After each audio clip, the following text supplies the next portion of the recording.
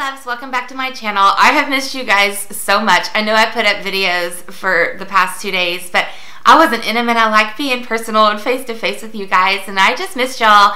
So tonight I've got a story time, and it's going to be about the night that David and I met, so it's going to be super juicy. Hit the pause button and get a snack, a drink, whatever, and I'll get started.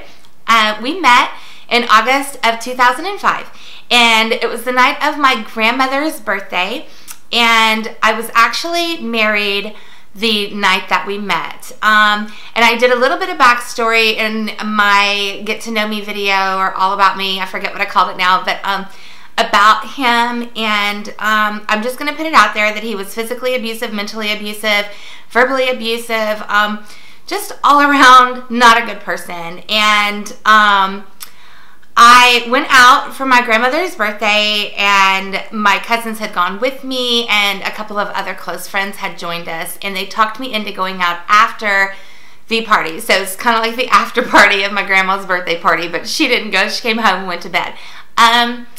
It was, seriously, you guys, like 10 minutes, I think, to closing time. So this is about 1:50 in the morning, because in Texas the bars close at 2. We don't have the all-night places.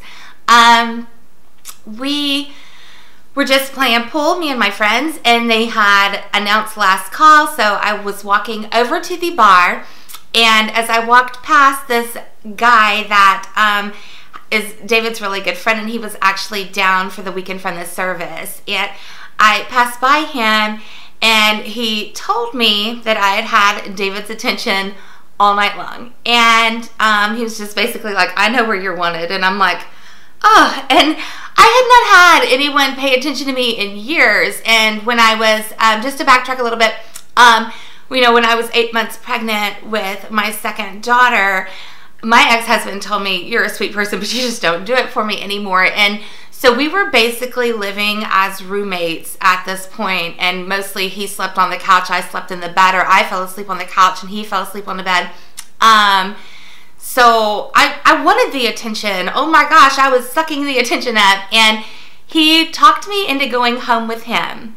And I kept telling him, you know, I'm hungry. I'm going to go to IHOP and get some pancakes. I've been drinking. I want my IHOP pancakes. And he's just like, apartment 10, girl. You need to come to apartment 10. Apartment 10 is where it's at. And I'm just like, am I seriously falling for this right now? I did. I totally fell for it, and I totally went over there. And I spent the next few hours just trying to convince him of all the reasons he didn't want to talk to me. I'm like, oh my gosh, I'm old, because I am, I'm older than him. And, you know, I'm old, and I've got 2 kids and 2 C-section scars. And he was like, well, you know, I think you look great. And I'm like, yeah, I use a lot of face creams. And he's like, well, whatever you're doing, it's working. And I'm just like, oh my gosh, I just couldn't believe I was there. And so I'm working at the nerve to go inside of his apartment with him. And we finally get inside. We made out all night. And when I say all night, we made out till I didn't, it was daylight when I left, I'm pretty sure. And I got home, and I was so mad because my husband didn't even come home the night before. And I was like, why didn't I just stay? And I wanted to sleep with him, but I didn't. We had this total badass old school makeout session, and then I chickened out because I'm just like, no, you have 2 C-sections, everything hangs, and it's stretch marks, and oh my gosh, just no, you cannot do that. And wasn't really too worried about the fact that I'm a little bit like, oh my gosh, you're married, but not really, because was I really married at this point? Is the way I look at it. And over the next few weeks, we kind of just became inseparable. He was a little hesitant because he's like, man, this is crazy. What did I almost do? I almost, you know, wrecked this marriage, and started talking to a married girl. But no, he wasn't wrecking anything. We didn't really talk, and when we did, he was mean to me. And at one point, like, he got really drunk and then chased me around the house and tried to pee on me. And I'm like, I'm not a prude, but I'm definitely not into that. And he is not R. Kelly, so I don't know what he was trying to accomplish with that, but I don't want to be chased around the house with your dingling out and you trying to pee on me. I locked myself in the bedroom with the girl, and I went to sleep for the night in there with the door locked. So just a really gross person, and I wanted to be with David. So there was Hurricane Rita, I think, was the big evacuation. They thought it was coming here, but it ended up hitting Louisiana. And there was this huge evacuation, and I'm thinking, oh, and they're telling us on the news, like, everything is going to be gone. Everything's going to be underwater. And I'm like, oh my gosh, how am I ever going to find him again? His apartment is going to be gone. Like, my house is going to be gone. I'm never going to see him again. And none of the phone lines were working. Everybody's phones were shut down. So I was just like waiting every day for him to come back. And then once he did make it back, we became inseparable. And I started hanging out with him like every single day. And I would get the girls home from school, get them settled, and get them into bed. And then I would just be like, I'm going out for a few hours. And then I would go to David's for the rest of the night. There were a few nights where I was like gone all night and my phone would never ring. And and David started to notice that, like, okay, she's married, but she could be at my house the whole night and the phone never rings. And one time the phone did ring and it was him, and he was just like having trouble with the kids or whatever. He didn't really care.